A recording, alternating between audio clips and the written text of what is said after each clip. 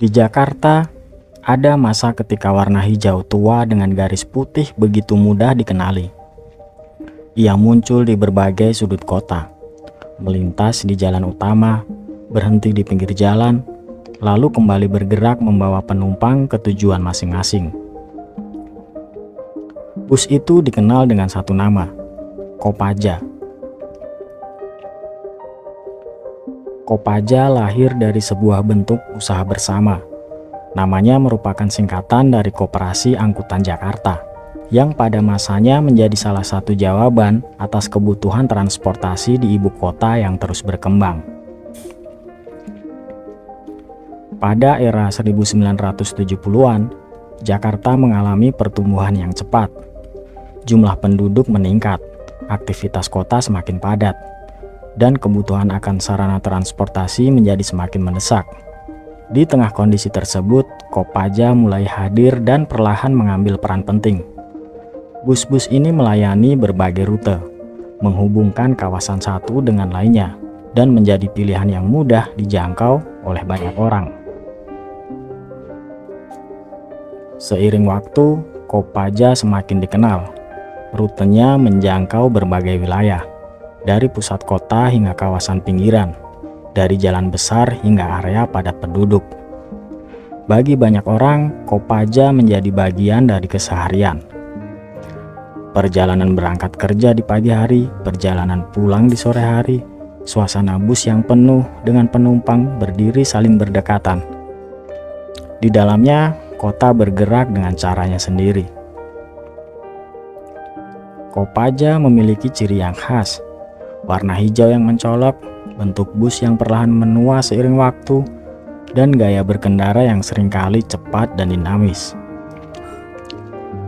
Di jalan Jakarta yang semakin padat, kehadiran Kopaja terasa hidup. Bus berhenti di pinggir jalan saat ada penumpang. Suara kondektur memanggil rute, dan kendaraan lain menyesuaikan diri dengan ritme yang ada. Semua itu menjadi bagian dari pemandangan yang terus berulang setiap hari. Pada masa jayanya, jumlah Kopaja mencapai ribuan unit. Ia menjadi salah satu tulang punggung transportasi kota, berdampingan dengan moda lain seperti metro mini dan angkutan kota. Jalanan Jakarta dipenuhi oleh berbagai jenis kendaraan umum yang saling berbagi ruang. Di tengah situasi tersebut, Kopaja tetap memiliki tempatnya sendiri. Ia hadir, berjalan, dan terus digunakan. Memasuki tahun 2000-an, arah pembangunan transportasi mulai berubah.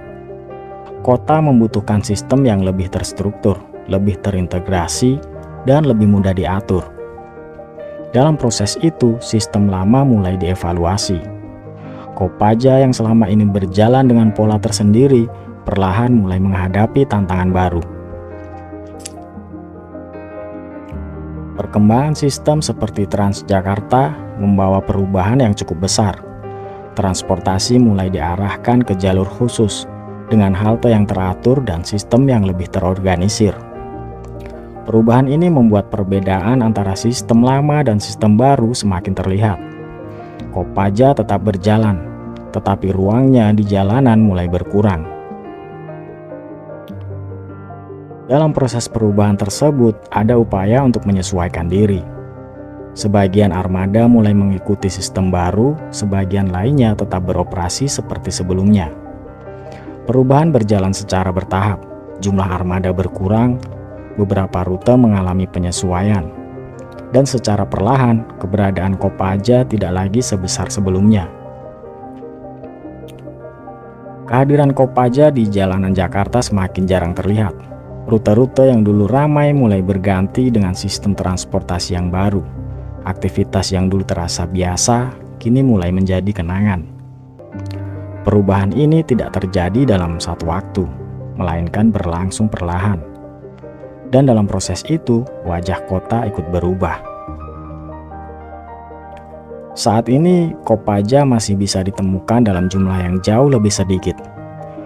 Sebagian armada sudah berhenti beroperasi, sebagian lainnya bertransformasi mengikuti sistem yang ada. Perannya sebagai transportasi utama sudah tergantikan, namun jejaknya masih tersisa baik dalam bentuk fisik maupun dalam ingatan banyak orang. Kopaja pernah menjadi bagian penting dari perjalanan kota. Ia hadir di saat Jakarta membutuhkan sarana transportasi yang mudah dijangkau. Ia menghubungkan berbagai tempat dan menjadi bagian dari kehidupan sehari-hari. Seiring waktu, kota berkembang dan kebutuhan ikut berubah. Dalam perubahan itu, peran Kopaja ikut bergeser. Dan hari ini, yang tersisa bukan hanya kendaraan, tetapi juga cerita tentang bagaimana kota ini pernah bergerak dengan caranya sendiri.